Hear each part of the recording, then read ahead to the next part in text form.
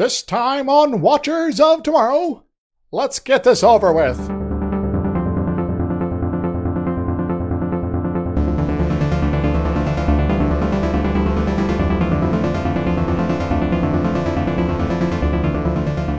Hello everyone, welcome to Watchers of Tomorrow, the sci-fi review critique show where we're putting the humanities back into science fiction. I am Gep, and I'm joined as always by my friend and co-host Dr. Izix.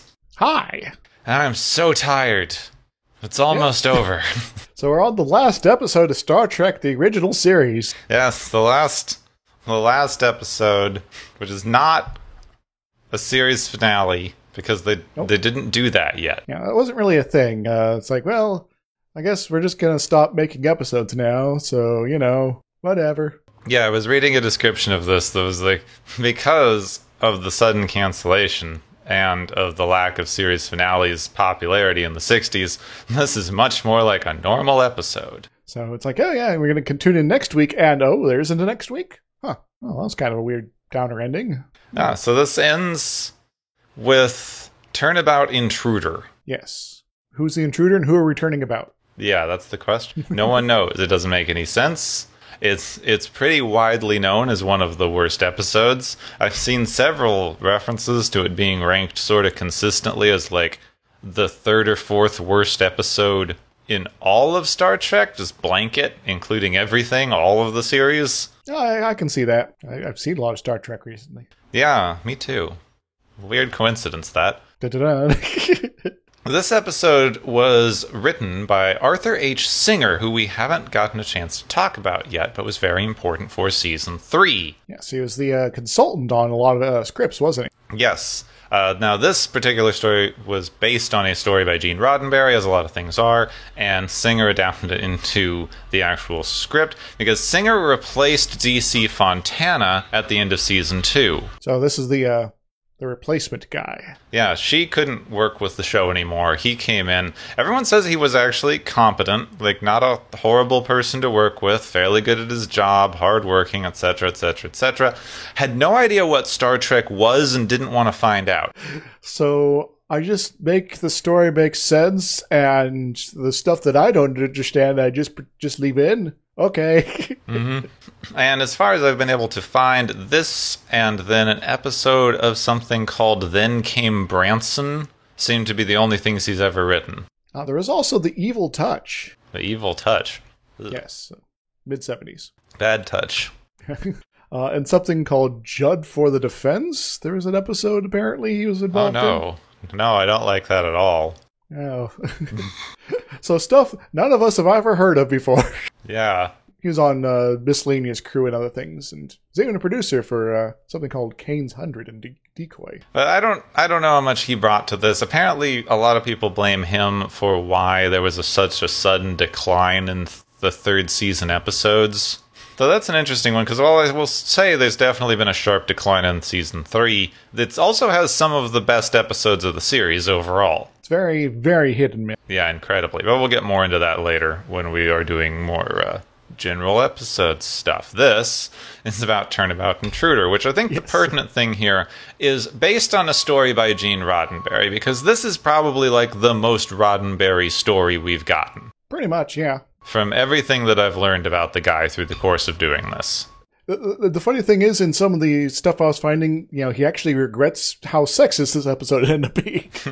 But still, it's still very Gene Roddenberry. If he regrets how sexist this episode is, that should tell you something about this episode. Yeah. Oh dear. Alright, we've only got 2 guest stars this episode. It's a pretty bodily episode. First guest star is Sandra Smith, who's playing Dr. Janice Lester.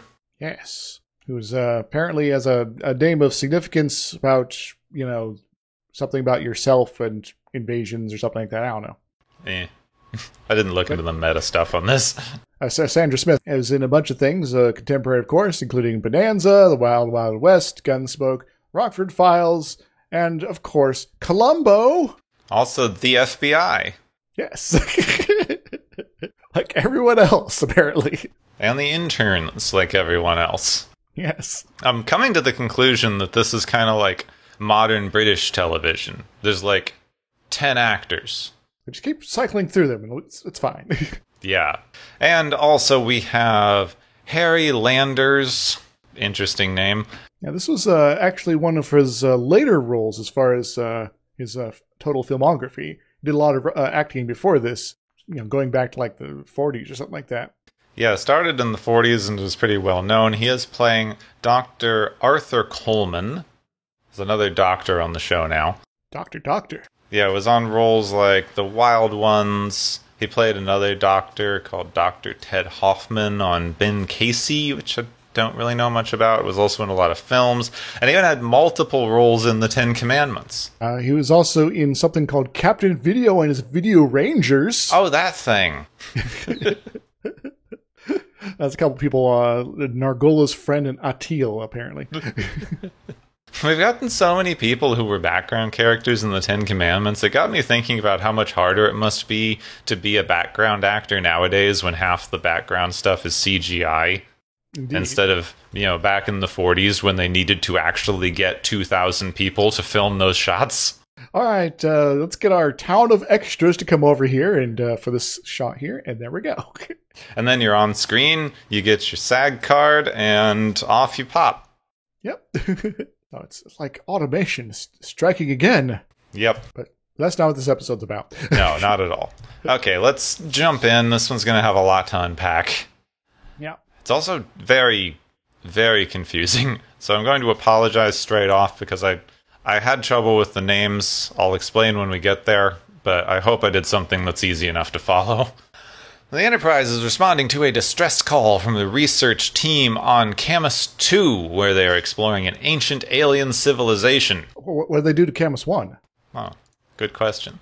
There are apparently only 2 survivors of this expedition, the chief surgeon, Dr. Coleman, and the expedition leader, Dr. Janice Lester. She's kind of laid up at the moment.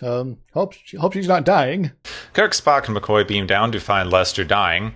Uh-oh. Possibly radiation poisoning. Coleman explains she was exposed to an unknown type of radiation, which is a problem because apparently you need to treat different types of radiation very differently, and there's not a lot of overlap, and the treatment could kill you. Indeed. And sometimes in Star Trek you just have to leave the area and you're fine. Other times you need a special chemical. Other times you need to be put through some sort of weird decontaminations process. Other times you need, to just, make your will out and hope for the best. Sometimes you just need to be startled. Yes. Kirk speaks to Lester with familiarity. Apparently they know each other from some time back there. Yes. Yeah, something about the Academy days, wasn't it? Janice doesn't speak yet and makes sort of distress noises. Spock detects another survivor with very faint life signs, so he, McCoy, and Coleman go off to find them, leaving Kirk alone to keep Lester company and calm. She wakes up immediately upon them leaving, comments about how she hates him, hates their past relationship, hates herself, hates how women aren't allowed to be starship captain. Kirk goes, yep, it's not fair. What you gonna do about it? Well, it would have been nice to, maybe say, that's not fair. Maybe let's do something about it. Mm-hmm. Also, because this has never come up before or since, women are not allowed to be starship captains. Whoops. It gets a little bit glossed over, but it's a very important plot point. Yeah, it kind of drives a lot of the motivation for Lester here. I don't know. It's one of those two. So Kirk takes a bit of a look around the room because he's easily distracted, and he stands by a strange-looking wall with a lot of runes and stuff carved in it. Oh, cool. Wait, this is a Goa'uld planet, isn't it? It really does look like it, actually. It looks like a Goa'uld planet, which is a Stargate reference. Yep. I try to remember that maybe not everyone has the same encyclopedic I've watched every 90s sci-fi show as I have. Well, that's fine. This will encourage them to look things up and check it out for themselves. So Lester immediately jumps out of bed, activates some sort of device that causes the wall to light up, and attaches Kirk to it, I guess? He gets stuck to the wall, like one of those big Velcro walls at the fair. Yeah, it's like a Kirk magnet. She then walks up, activates a little switch on the wall next to the wall. It's like on the wall, by the wall. So many walls. There's too many walls in this episode. So let's tear down these walls. Mr. Gorbachev, wait. That's later. A little later. Okay. She turns on the wall, stands in front of it. We get a distorted image of both of them flying out of their faces and switching places because this is the Freaky Friday wall. Surprise! Also, I think this is the last part of the episode filmed, so that's the end of original series Star Trek. Yep, Good night, that's everybody. a wrap. Okay, just from here, it's confusing. I'm going to use the body names, but the soul genders. Okay. Figure that's the only decent way to do this. Yeah, alternatively, we have to put like Bizarro in front of everyone's names. That just gets old, I know. So, like, anytime I say Kirk, it's Lester, and anytime I say Lester, it's Kirk. They're just in those bodies. So it's the only way it makes any kind of sense. I'll try not to get too confused. We got a brain switch here. Yes. So Kirk moves Lester back to the bed, giving a speech about how he should have killed her when he had the chance, and now, because she has the strength, she'll have no problem with killing him like he didn't do to her, even though he had no intention of it. I don't know, but Kirk grabs a scarf and starts to strangle Lester, but is immediately interrupted by the rest of the party returning. Oh, hi guys, you're back early. Could you go away for 10 minutes, please? Oh, okay. They were unable to save the other survivor. McCoy thinks it was something called Siburum poisoning, some sort of radiation or something, but he's in a disagreement with Coleman, which happens a lot because, they can't figure out what treatment it is because Coleman's being weird and evasive. Oh, no, maybe Coleman's not a very good doctor. Now with McCoy back, Kirk has run out of options for killing people, so she orders them to beam Lester back on board and have him moved into sickbay. Back on the ship, Kirk and Coleman are left alone in sickbay where they argue about killing Lester. Coleman criticizes Kirk for being unable to kill, I guess. Yeah, it's like, you're too weak to kill. And she goes, no, I'm not a killer. I can kill whenever I want. You're a killer. You let me kill everyone. Yeah, so why don't you go kill, Lester now for me? They're also worried that if Lester wakes up, he will remember what happened, and that's a problem. But maybe no one will believe him, so maybe it's not a problem. Well, we should probably, discuss several contingency plans, and, wait, we're not doing that? Nope. Okay. McCoy and Chapel enter, McCoy questioning what they're all doing there because his tests show no sign of radiation damage, so Coleman's treatment is not advised, but Kirk orders that Coleman suddenly be the doctor in charge of all of Lester's care and that McCoy should not come near Lester at all. Just stay away, McCoy, and don't even hang out in the same room. You're banned from sickbay. Bye. Coleman forces Chapel to sedate Lester when he starts to wake up, despite McCoy's protests that this could be harmful, but Kirk, makes them follow orders regardless, so... I don't know, Chapel, you should really be speaking up at this point and say, this seems like it's unethical. Yeah, I guess the military doctor thing might be different, but I'm pretty sure you're supposed to refuse to do things that are unethical to your patients. Indeed. Kirk returns to the bridge after confirming their current course in ETA. She orders that they set course for a nearby colony that she claims will be the perfect place to drop off Lester to recover. Spock points out that this colony has limited medical facilities, and there's actually a starbase on the way to their next destination. But it's slightly further away or something. Yeah. Kirk claims the starbase is too far away, and the colony's the best option. Spock points out that if they sped up, they could still get there in time, but Kirk vetoes that for no particular reason. Just to be obnoxious, I guess. Mm-hmm. I don't know. The comm officer, who is not Uhura, she doesn't get to be in the final episode. Damn it.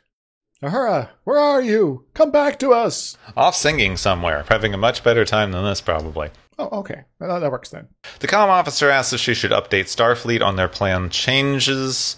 Kirk gets angry and yells about how there's no need to update anyone because this isn't a change of plan, and Spock points out that it totally is a change of plan, and they need to update Starfleet, for which she then immediately blames Spock for not doing. So, Captain, you seem to be, I don't know, not good at your job anymore. What's going on? You don't seem to understand that we follow regulations around here generally. Yeah. Basically, though the problem with this, the main problem that we get with this, is Kirk was never good at his job. Yep. So I guess this is really saying something to be sort of, pushing this sort of level of not following the rules, I guess. Yep.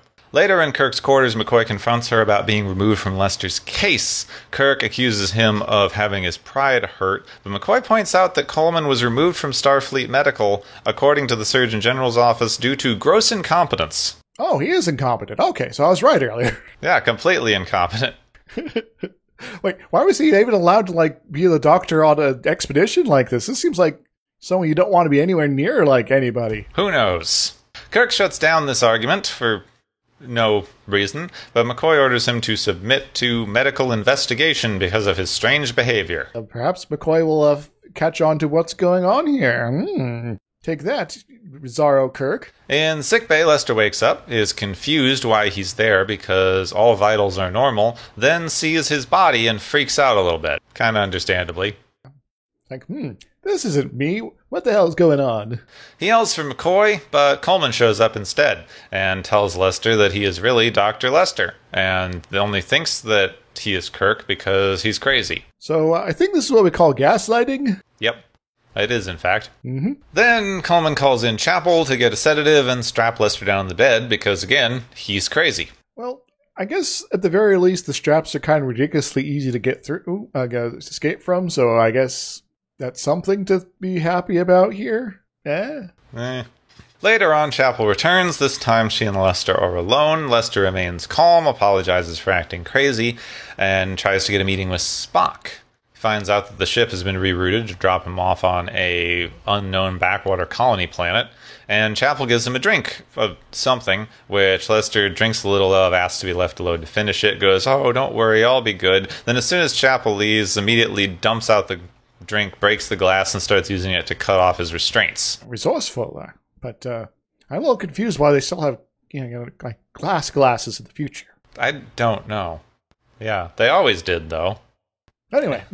In the exam area of sickbay, Spock and McCoy discuss Kirk's odd behavior and hope that the test will reveal something. Kirk arrives to the examination just as Lester comes running down the hall yelling for Spock and McCoy. He runs into sickbay and is immediately knocked out by Kirk, who claims Lester could have been dangerous and orders him to be put in the brig and with no one allowed to talk to him. So that looks very suspicious. Spock immediately goes to talk to him. Like, I'm just going to kind of ignore that bullshit order here. Guys, let me in. The guard is dubious, but lets him in because, second in command, but insists on being let into the room. At the same time, in sickbay, Kirk is being given the Robian dioptical examination, dermal optical, something or other. It's supposed to measure Kirk's basic emotional structure and check it with the baseline reading they took when he joined Starfleet. So this is sort of a thing that kind of pops up in various forms in later Star Trek as well.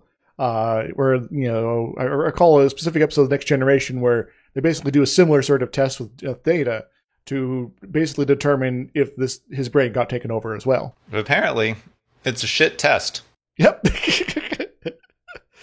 It's like, oh yeah, it seems everything's okay. I'm sorry about that. Spock starts to interrogate Lester. He tells Spock about past episodes, but, anyone could have watched this show, so that's not very convincing. Ask about the animated series, come on. That hasn't happened yet. Well, I thought some of the episodes of the animated series were, star dated before this one, but anyway. I'm really not sure. That'll be interesting to see.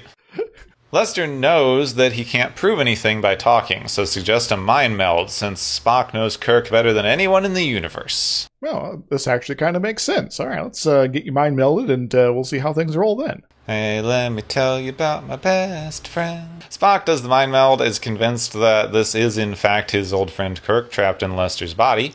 Spock wants to take Lester to Dr. McCoy to gather more evidence, but this the guard will not allow, because no one's allowed to leave. Well, Spock, you could, come back later and basically replace the guards and, okay, new guards, we're going to take this prisoner over here now.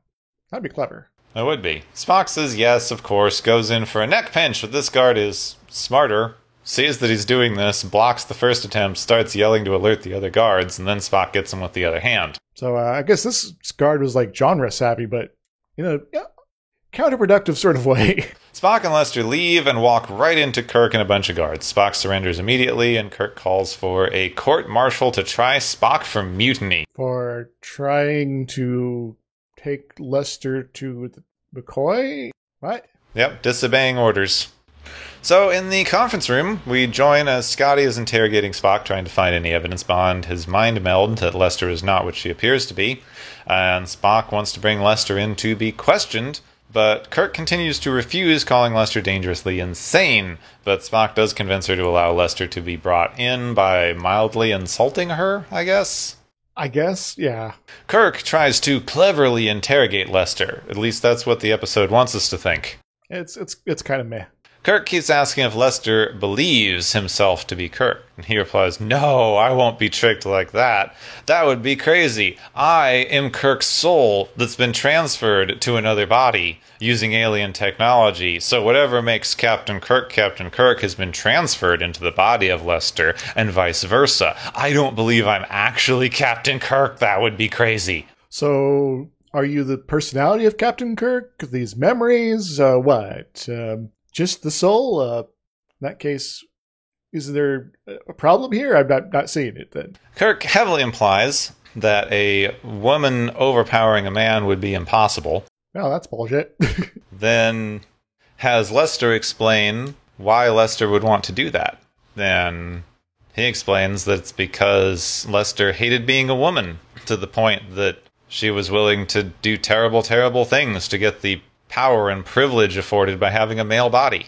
So either there's like a trans sort of narrative going on here. Alternatively, she's just really fed up with the 60s future being really sexist. Yeah, I hope we'll discuss it later, because both of those are horrible. Anywho. Kirk throws a proper hissy fit, hitting a table, yelling, crying. Acting! Yeah. Then calls a recess. Hey, recess. We can go outside and play. In the hallway, Scotty approaches McCoy to ask how he's going to vote. McCoy agrees that Kirk is off, but every test he's run shows that Kirk is everything that she does claim to be. And Starfleet will only accept concrete evidence, not any of this wishy-washy evidence of putting the ship in danger and acting erratically. Only concrete evidence. Like, a test that doesn't work? Yep. Scotty agrees that headquarters is going to have a problem with this, but they have a job to do, because he's seen Kirk be mad, crazy, terrified, in pain, crazy, upset, happy, crazy. He's never seen him be hysterical. Oh dear. So they need to remove Kirk no matter what. That's all I gotta say to this. It's just...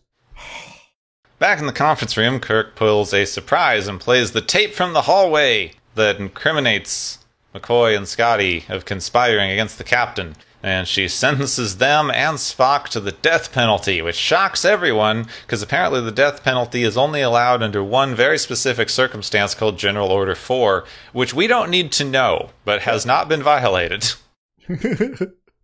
So... there was a General Order 4 reference before, wasn't there? I forgot to look it up if it was in the cage or not, because I know they said that going to that planet was like the only death penalty left. Yeah, the Starfleet expressly forbids the death penalty. Only one exception, and as such, mutiny was not considered a violation of the... Yeah, the only thing I could find about General Order 4 was a reference to this episode specifically. And I do remember that earlier they said going to the planet with the mind creatures was the only death penalty left. So I guess it must be that. Yeah, I guess so. It's sort of by default here. So for some reason, Chekhov decided to say, but execution's not allowed except for if we go to that one planet. And I don't think we've done that. Unless we missed something. Wait, is that why everyone's, all this weird stuff's going on here, guys? Kirk just orders them all taken to the brig. Anyway, because just get out of here, this scene, please. Just go to jail. You're not allowed anymore. On the bridge, Sulu and Chekhov agree that no one will allow an execution, and there's no way that this is the captain, and everything's going weird. So, what are we going to do about it? Kirk arrives, orders them to plot an orbit for the colony to drop off Lester. Both Sulu and Chekhov refuse to move, and Kirk starts yelling at them about disobedience, and everyone's against them, blah, blah, blah, blah, blah, blah. Then suddenly, Kirk doubles over in pain and drops backward. In the brig, Lester does the same, and we see the weird woo of faces happen again. Wait, have they switched back finally? Is everything going to get unraveled now? So in the brig, Lester says that just for a moment he was back on the bridge, suggesting that the transfer may in fact be breakable. In the medical lab, Kirk communes with Coleman on this transfer, and he believes the only way to prevent the transfer from going back is to kill Lester, but Kirk can't. She's too weak or something, and convinces Coleman to prepare a poison that they'll give Lester under the guise of a sedation. So that thing that he was trying to get Coleman to do earlier. Yep. Okay. But now it's like, if we get caught, you'll be called a murderer, so let's go murder. Only way. He killed 13 people, and now you have to kill another one, so guess this is what we're doing now. In the brig, they announce that they're going to move all the prisoners to separate cells, which of course starts a fight. Lester begins struggling to not be poisoned by Coleman, and Kirk is just on the side yelling, "Kill him! Kill him! Kill him!" Kill, kill, kill, death! Before they both convulse again and the transfer resets. Kirk is back to being Kirk, Lester's back to being Lester, and she starts crying. "Oh, I just wanted to kill him. He's dead. Should be dead." So this breakup they had is apparently very, very bad. Yeah. Coleman hugs her and says, "Now you're back to how I love you." Wait a moment, there's another love plot here? Apparently. Okay. Kirk asks if anything can be done. Coleman says he's going to take care of her, and McCoy leads them away. Kirk laments that her life could have been as rich as any woman's, if only. If only... Yeah. Bleh. This is the last line of the entire series. Her life could have been as good as any woman, if only. If only we weren't in the 60s Star Trek. Well, apparently, if only she'd just accept her lot in life and stop trying to improve things. Stop trying to improve your lot in life, kids. Yeah, the Roddenberry future was a lot less about self-improvement and things like that back then, apparently. Especially for ladies. So, that sucked. This is kind of the first episode of this series that made me angry. Yeah. Well, I guess there was a few bits here and there, especially like the real racist stuff. I'm like, really, guys? But this one, it just so direct on the nose as far as being just awful as far as sexism goes. It's just like, did anyone think maybe let's not do this? Yeah, well, see, every episode of this show has been sexist to one degree or another. It always objectifies the women in the show. It treats them badly. It reinforces negative gender stereotypes. Mm-hmm. To one degree or another, many of the episodes have been misogynist.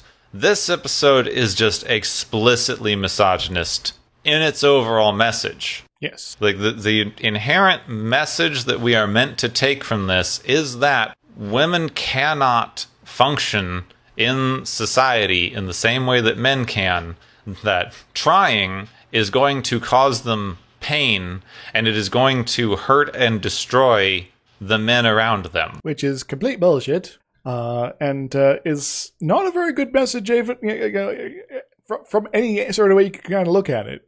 So the best, most charitable interpretation I can get here of this, what we watch for this, is that, hey, the 60s kind of suck as far as gender roles here, and that's as far as I can get with that argument. Yep. And yeah, and then instead of saying let's maybe question them or try to, offer up a solution or anything else, it's like, no, let's just keep on with the status quo, and well, ladies be crazy, so you have to go over here and be taken care of by this doctor man person who's incompetent, apparently. Well, because he loves her. So there are so many lines in this. There's a bit where they say, being a woman without a man is too painful to live, right before she switches bodies, or maybe right after. She can't live as a woman without a man, so she has to become the man. There's Kirk says that it was impossible for them to be together because she hated her own womanhood too much for any man to be with her. So what are you trying to say, Kirk? That she didn't accept that being a woman means these certain restrictions that you just have to accept, and you shouldn't try to change them or make things better for yourself in any way. I think it might be important to point out that this was kind of in the middle of the second wave of feminism movements, which was basically saying all of that is all, that sort of way of thinking is kind of bogus, so let's change things. Yeah. See, the thing that gets me a lot with this kind of thing on this show, while I accept, even though I come from a very different era of media representation where this seems ridiculously low, this was one of the first times that a lot of they just had women and African Americans and Asian Americans just on the ship without comment like it was normal. Mm-hmm. And I understand that that was just a massive leap forward as far as representation goes. But the writers of the show, especially Roddenberry, while, as far as I can tell, slightly better on the race stuff than some of his contemporaries, but still not good, as we've seen in some of these episodes, was so blatantly misogynist that even though this idea that women are just inferior to men blanket and need men around and can't be allowed to act as equals to men was the accepted norm, not only at the time, but for literal thousands of years of history up to this point, he still decided that he needed to write an entire hour-long television story about how it was true, and if we tried to do anything about it, it would go wrong. So in other words, don't reform society, everyone. Everything's okay, and we're just gonna continue suffering. Yeah, screw that noise. So it was, I don't know. I've spent about 2 weeks, because I took some time on this episode, and I spent about 2 weeks trying to think about what in the world to actually say about what's going on here. And I can't come up with anything, because this episode just makes me so upset. And we can go over how blatantly misogynist it is, and we'll probably make some more points on that. And the only thing I could think of was like going through a possible history of misogyny, which is just too big of a topic to cover, and isn't going to get us anywhere, because as far as I can tell, I did find some references, and just out of interest, that misogyny as we know it today, at least according to an author named Jack Holland, who wrote Misogyny, the World's Oldest Prejudice, manifested itself sometime in the 8th century BC, around the time of ancient Greece, like Athens and the Judea areas. So that seems to be where this popped up from. But yeah, sometime in there, sometime between hunter-gatherer, early agrarian societies, and Athens, misogyny happened. And that's about as much as we know. And ever since then, we've had basically the ancient Greek, Athenian misogyny structure that this episode's reinforcing. And like, we can go through more of that, but I don't know how useful it is, and I don't know how useful it is to keep pointing out the misogyny in these things, because it's just here, and it's so pervasive. Like, the entire episode is misogynist. The entire thing you're supposed to take away from this episode is that misogyny is good, and trying to break away from misogyny in any way is going to cause pain, not only to yourself but to others. And the very fact that you would want to do so labels you as insane. So let's be insane then. How about that? We flip this whole thing on its head and say, let's, instead of talking about misogyny and how awful this is, let's talk about feminism. What's that about? Well, yeah, the idea in this era, as I understand it, because I'm not very versed in all of the feminist waves, was after World War II, you had a lot of women in the workforce because all the men were in war. And then the men came back and they said, get out, the men need jobs. And people didn't take particularly kindly to that idea. It's like, wait, but I was good at my job. I was making money off my job. I was able to support myself at my job.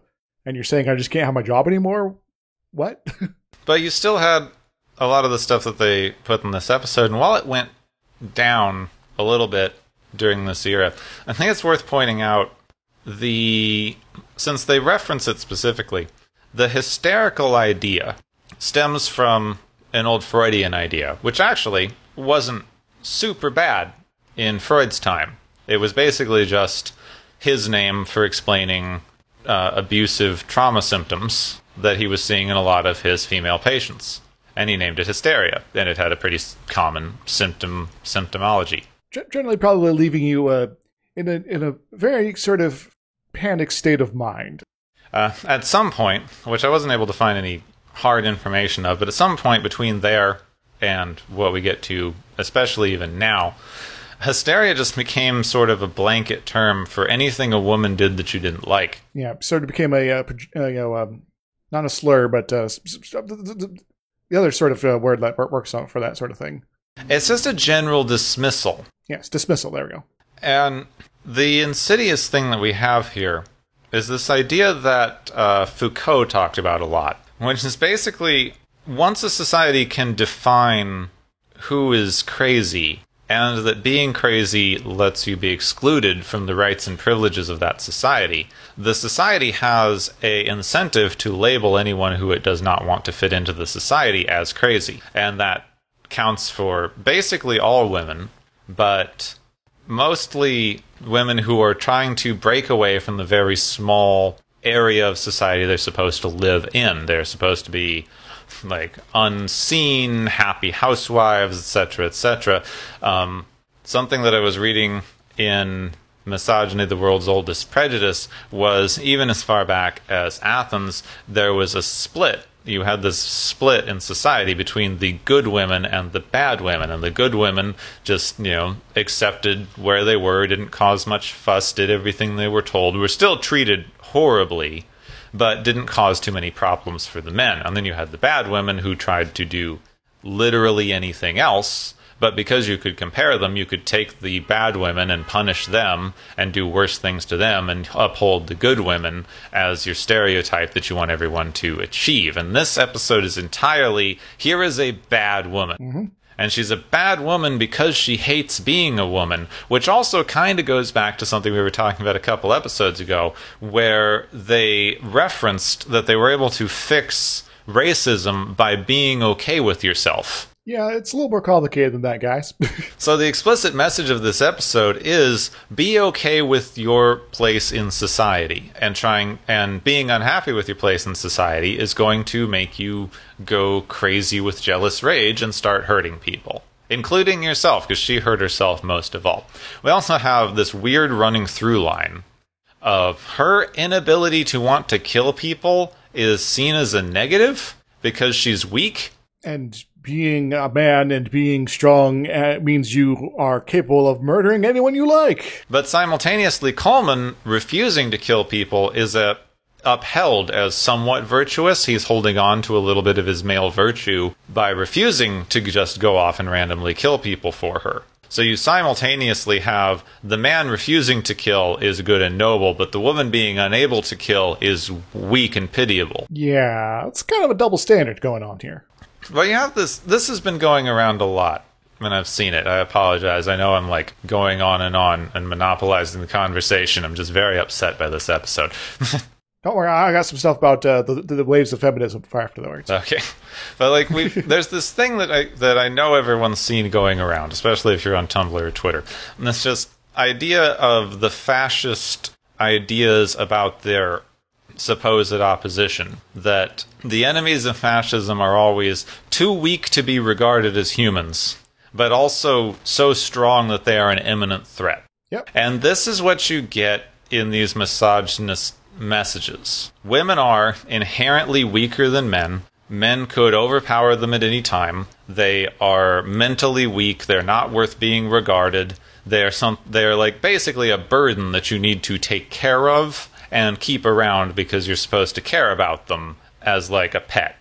But they're also simultaneously incredibly dangerous, and giving a woman education or freedom or any of the things that we today say we value in society makes them too dangerous, and they become an imminent threat. So you both are justifying your keeping them confined in this very limited societal space as taking care of them because they're too stupid to do it themselves, which also see explanations of racism and slavery. You're taking care of people who lack the ability to do it without you helping them.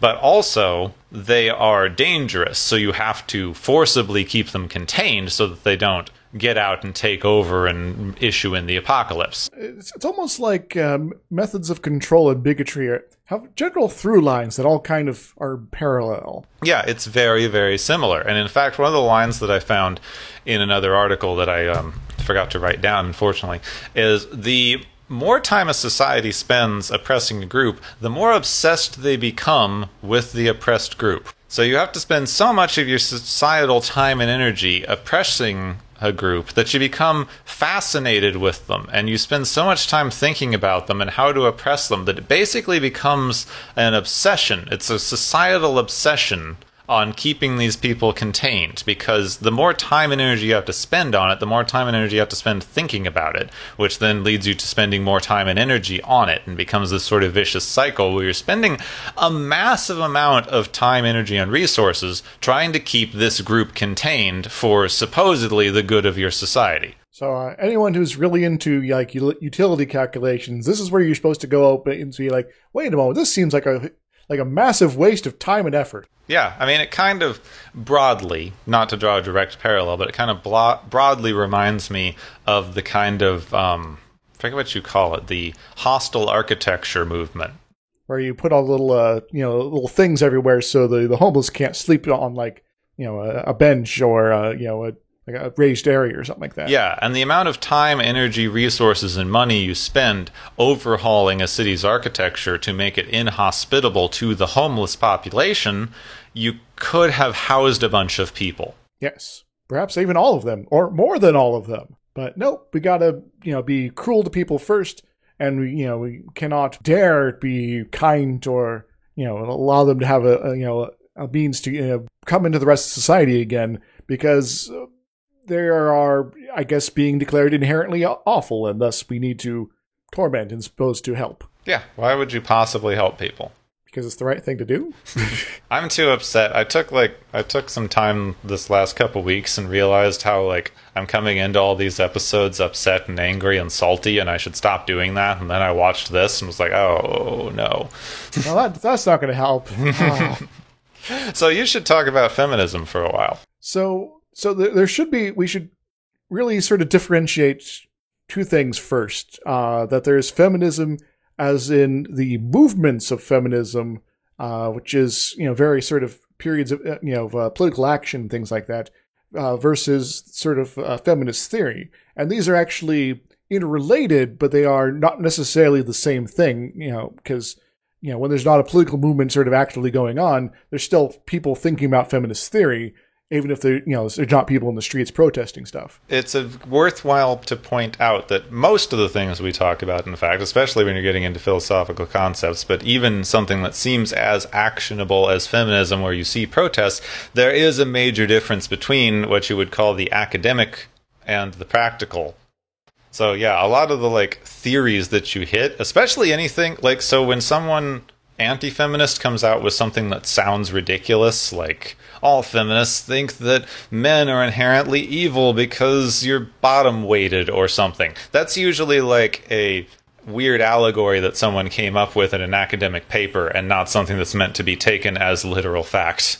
Kind of guess, that sort of touches upon, the fact that a lot of folks are just kind of bad at understanding academic papers and stuff. Mm-hmm.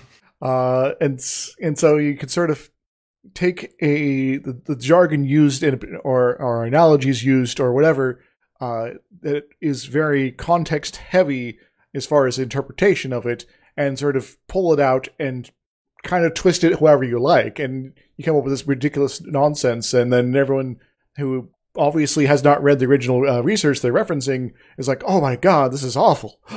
Gasp and stuff. So we have to fight this nonsense, and it just makes everything kind of awful for a while. But there's very much the sort of academic side and the activism side. And the activism side is where, generally where all the wave stuff sort of is very attached. And the academic side sort of follows along in this, either kicking off stuff, thinking about certain subjects before or after the activism stuff kind of comes on in response and in conjunction with, but they are not necessarily always synced up properly. So first wave feminism, Gapwin, what do you think that's about? Oh, I haven't done a lot of research, but when do we start counting the waves? Does that start at suffrage, or do we count that as a different thing? Suffrage is basically the first wave, where it's like, okay, ladies, we don't got much power here. Let's go change that. And so that was pretty much what the basics of the first wave, as it's sort of seen now, was sort of really about, to sort of gain that basic political power, that able to influence the society around them, that they were able to go out and actually be participate, as opposed to just sort of being forced on the sidelines forever. And so the suffrage movement had different speeds and different sort of levels of success in different countries and different areas. And the U.S., was the 19th Amendment. I should have looked that up. Anyway, the suffrage movement allowed women to participate in federal elections. Some of the state level stuff had already been beating them, the federal government, the punch there. But you're sort of like, okay, nationally now we got this going on here. So everybody can vote, provided you're white. So anyway, then the World War One happened and World War II happened. Then you got to your stuff where it's like, wait, we actually could have jobs. That was kind of nice. And as exactly as you said before, it's like, well, we're kind of being forced out of our jobs, and that kind of sucks. And well, we don't really just want to be going home to be your caregivers anymore here. Maybe let's try to change that up a bit. And so you get sort of this second wave where it's like, okay, we have technically political power in that we have the right to vote, but the women were like, okay, let's go out and actually have influence in society as opposed to just sort of this one thing. It sort of expands your influence, and being able to, as a demographic, be able to say, all right, we are kind of going to start defining what being a woman is for ourselves. And so, that's sort of what was going on during the 60s and 70s there. Then you get kind of a third wave, which is more sort of a 90s thing, where it's like, okay, so there's a bit more openness in society. You got political power as well, but there's still this whole thing where a lot of this is really kind of focused on empowering mostly more well-off white people, as usual. So let's maybe have some intersectionality or something like that. And so it's not just going to be, quote, the Karens of the world are going to be benefiting here. It is going to be all women. So I guess that's what sort of the third wave is about. And there's sort of suggestion that there's now a fourth wave sort of happening, which is like, okay, so we've got a bit more equality there. We're still working on that. But there's a lot of this whole, sexual violence stuff that we're kind of fed up with. And so maybe let's stop that. Yeah, and so, I guess the most highest profile version of, component of that is the Me Too movement. But, it's definitely much more expansive than that, that there's a definite movement against sexual violence that's being, that's rising at this point. And, I'm really hopeful that it's in the long term successful. So that we can finally get past all this sort of awfulness here that has been sort of persisting for quite some time. So that's the waves of feminism. Thank you. Yeah, even as having looked at this, I get confused by the way of things. So that's helpful. So I guess to sort of break it down, political power, basic society power, power for all, and free and safety. You can sort of set it up like that. You were getting that start of second wave in sort of slowly transitioning into the more women-centered, sort of the women's liberation stuff that was in the 70s. Since this episode came out in 69, was actually the only episode that was even partially shot in 69. At this point, you're moving into the later, I don't know exactly what to call it, but it's kind of the middle stages of second wave, and then moving into what we might think of as the kind of what we would stereotypically think is 70s feminism, even though a lot of that was overplayed strawman propaganda. Indeed. Strawman propaganda is something that our present viewers are probably quite familiar with as far as feminism movements of today, because there's plenty of that sort of going on right now, where in order to sort of downplay and try to discredit the good movement against sexual violence and all that. And it's it's once again to try to discredit, contain, and control women in order to prevent anything from actually getting done. Which one hopes isn't going to be as successful, but I'm not going to say anything on that today, because I've been too upset and depressed by this episode and some things in the world generally. Yeah, well we kind of live in a hellscape right now. Yeah. But I think that this is useful, because even talking about the history, I get so fed up when I try to research things. I spent part of this week trying to research like the origins of misogyny to try to come up with something. And it's just been so baked in and rewritten into all of our history that the very idea that things weren't this way at some point in the past is considered ridiculous to think about. Even though we have many, many historical examples of societies that were not explicitly misogynist, even if there was still some amount of gender separation or even possibly gender bias, the misogyny didn't seem to be there, the same way that there was like some amount of like nationalist feeling in ancient Greece and some amount of like anyone from my area of the world is better than someone from your area of the world. Racism didn't come about until sometime in the 1800s when we started defining people by those particular color groups. So the idea that it's always been this way, despite having, like, ancient Egypt didn't seem to have this kind of misogyny. And a lot of the ancient writings in, like, the legend of Gilgamesh and, you know, Babylon, that sort of area didn't seem to have this kind of misogyny. And the nomadic Celts in northern Europe and Britain were probably matriarchal. But we have rewritten all of our history through this very white male sort of Enlightenment era lens that makes it almost impossible to even talk about how this is not just a biological norm that always happens. Once again, one of those things that's... No, it's really, we're sort of forcing it to be in there via our society. Yeah, it doesn't even make sense. Like, several peoples throughout history, like, I immediately think of different Native American populations, but, like, a lot of places throughout history didn't even have this gender separation that we have now. Several places had as many as 5 or 6 genders. So the idea that you were going to have a divided society based on gender lines as a norm is just ridiculous, when even the concept of 2 genders specifically is something that is fairly new and Western. Yeah, it's like, what do you mean cookie cutter? Have you seen our friends over here? They're very, very, very, different, to express their gender in various different sort of ways here. Mm-hmm. So what are you white people doing here?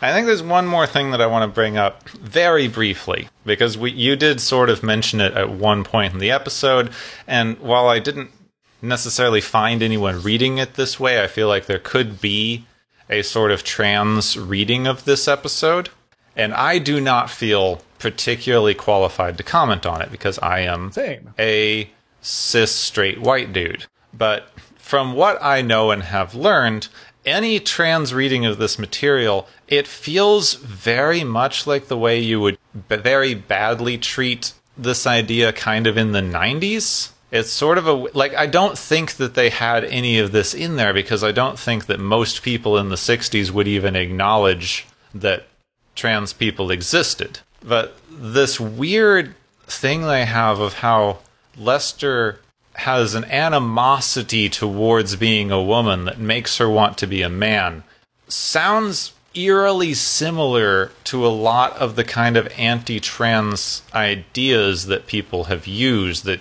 you just hate being male or female and so want to be the other out of some hatred or disgust for who you are as a person. And while I can't, as I've said, directly speak to any of those experiences, everything that I've read or heard people comment on that sounds like such a blatant misreading of the situation, and one that is actively kind of used to strawman this idea that trans people are just fueled out of some sort of anger or hatred of who they are, and that's more the problem, that you can, like, convince someone they don't want to be a woman and that they're going to hate it, and it's sort of this weird, I don't know, kind of like they've represented in this episode, a hatred of being a woman because of the inherent, like, limitations of it or something like that. It's kind of the trapped in the wrong body metaphor that I know at one point was used to kind of explain the trans idea, but has since like fallen out of favor as being woefully inaccurate. It also kind of reminds me of sort of the chain of thinking, sort of once again through that sort of 90s sort of vibe there. That okay, you're basing your transness out of hatred, and so that means you're going to be angry, and because you're angry, you're dangerous, and that's kind of bullshit as well. Well, it's not that different from what we were talking about with the other oppressed groups idea that I've heard this before. Once you start oppressing someone, you have to keep oppressing them because now they're angry, and if you ever stop oppressing them, they're going to seek revenge upon you, and now you're justified in your oppression. Or you could, not oppress them, and we could figure out, like, how to live together. No, they're going to come back and kill you in your sleep or something, as I understand it. Yeah, and that's a whole bit of nonsense that, it assumes malice when people just want to freaking live their lives, people. Well, the assumption of malice is a part of the justification. Because you always have to justify oppression, which is an interesting one, which means that everyone always knows it's wrong. Yep. Surprise! You wouldn't have to justify it if it was just the way the world worked and no one ever questioned it. One of those things, like, you think about it for even 5 minutes and you're like, wait, this kind of sucks. It's like, oh, we have to have an explanation, a reason we're being awful all the time. Otherwise, well, the system will fall apart and we can't have that. It's also not the kind of thing, it's the kind of thing where you need to look at it and say, like, I know that probably not a lot of people who listen to this show, because, there's only 14 of them and they tend to agree with us on most things, but there's a defense of things in this sort of era of, like, it's just a product of its time.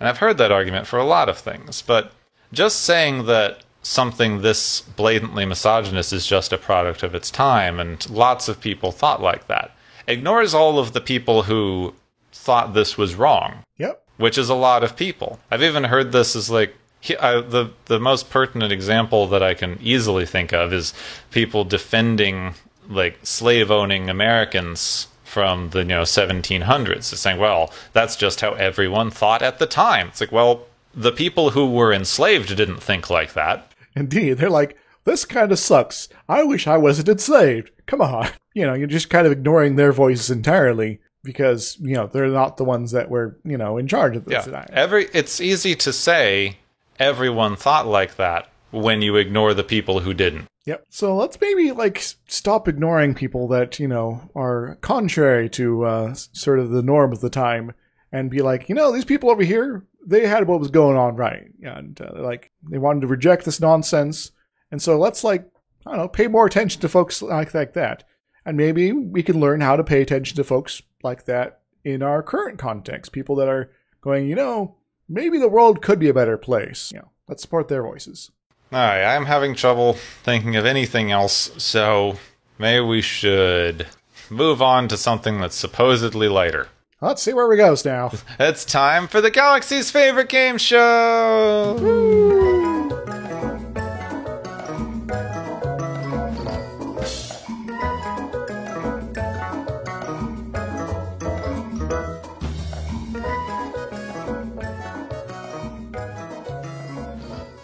Hey everybody, welcome to the Game Show portion of the show. I hope you're having a good night, or evening, or morning.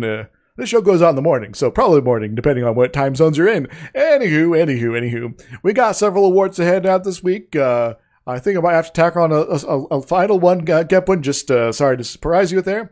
But our first prize is the What Fourth Amendment Prize, which goes to Scotty McCoy for having their private conversation being remotely recorded without their consent and it being somehow admissible in court or court-martial court or whatever. What do they win, Gepwin? Scotty and McCoy win the Cone of Silence. It's the only way to ensure private conversations in this era, or so I have been led to understand by Get Smart. Oh, yes.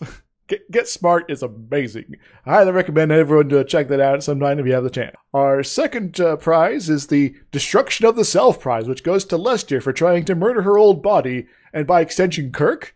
What does Lester win in this case, or Kirk, Lester,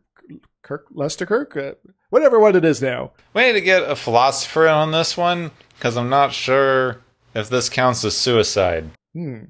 Accounting the continuity of the body or the self? So, is it destruction of the body or the self? I don't know. I'm still going to keep the name of the title for the prize, though, because we would have to remake the trophy otherwise. Our third prize is the Medical Malpractice Award, which goes to Dr. Coleman and Nurse Chapel for being bad caretakers of their patient and just, knocking her out all the time, or him out, or, yeah. Well, what do they win, Gepwin? They win promotions and medical degrees, and Coleman probably gets reinstated, because as I understand it, this is like great doctoring for the time. The woman's complaining, so just knock her out. I don't know. Seems still kind of like a dick move, but anyway, moving on. Our fourth prize is the Grand Theft Me Prize, which goes to Kirk for getting his old body stolen there. What does he win, Gepwin? Kirk wins a 4-star police rating. I'm trying to remember how many you would get for stealing a body. A car's like 1. I haven't played those games in a long time. The last good one was San Andreas and Fight Me. Just follow the damn train, CJ. Our final award here, the surprise one for Gepwin here, is the What Were They Thinking prize, which goes to Gene Roddenberry and Singer for, or Arthur H. Singer for basically this script and this whole episode. What were they thinking, Gepwin? I mean, what do they win? Yeah, that. I would like them to win some sort of research assistant. They obviously didn't ask anyone on this show. They had diversity in the cast, and that's great. I think this show really, really, really proves the value of diversity in the writing room. Maybe someone could have raised their hand and go, this whole concept here kind of sucks, and even if you want to run with it, maybe here are 400,000 changes you can make in the script to make it less awful. That's all I got, Gepwin. Take it away. Oh, thank you, Isix, and thank you all of our contestants for joining us here on the Galaxy's Favorite Game Show!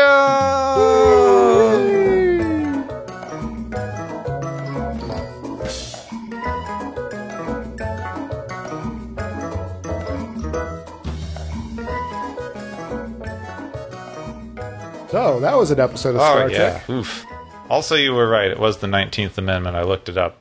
Hey, I get my amendments correct today. 19th Amendment from 1920, so only 100 years ago.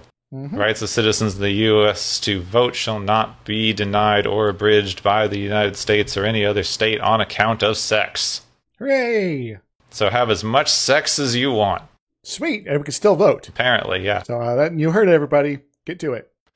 Okay, so this is the end of Star Trek the Original Series, which means we have no more episodes left. Holy smokes, what does that mean, Gepwin? Well, it means that next week we're going to be doing something slightly different, because this is the first time we've actually completed a thing. Mm-hmm. We're going to do retrospective episode? I don't know what to call it. We're going to go do an episode about the original series, generally. Yeah, yes. So we've seen it now. We've watched every episode. We've talked about some of them in incredible length. Others we just kind of want to forget. So how does this affect us? What do we think about the series? Not well. It doesn't affect me well at all. In fact, it seems to make Gepwin just kind of irate. Yes, a lot of the time, yes. So next week we're going to just do a sit-down discussion episode. We'll work out some of the format in a bit here, but we're just going to discuss the series as a whole, an entire entity. And, this is your chance to sort of get our general vibe as opposed to our episode by episode stuff, and maybe remember some episodes that we talked about ages ago fondly. Yeah, and this will have been this episode will have come out by then. I'm gonna reach out on the socials and see if anyone has any questions they want us to cover specifically. That's a good point. Neither of us are super popular on the socials, so I don't know how much we'll get, but I'm gonna try to open up the floor to some fan questions about the series or discussion points. So, you should have seen us asking about this already on the social medias, hopefully. Yeah, unless we forgot. Unless we forgot. But that's going to do it. This was the final episode of Star Trek. It went out with a, oh God. And then done. So thank you very much. And next week we will just talk about all of original series. 3 whole seasons of the thing. Mm-hmm. So join us here next week for that on Watchers of Tomorrow.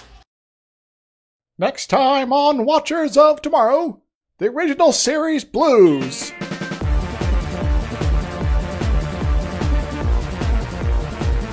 have been listening to Watchers of Tomorrow, a podcast on science fiction media. Find and follow Watchers of Tomorrow on Podbean, YouTube, Spotify, iTunes, Google Play, Stitcher, Pocket Cast, Spreader, Digital Podcast, and perhaps many more to come. If you enjoy our podcast, make sure to subscribe for more. And where possible, make sure to rate your experience or leave us a review. You may find Gepwin on youtube.com/Gepwin and Twitter @Gepwin. You may find me, Dr. Isix, on youtube.com/Dr. Isix and Twitter @IsixLP. Music is Waveform and Maury's Principle, both by DRKRN. You can also check out the Watchers of Tomorrow Discord channel. Make sure to share the experience with your friends, family, enemies, and alien overlords. If you feel you are suffering from transporter syndrome, please be aware that the next time you step off the transporter, that you, that is now, no longer exists.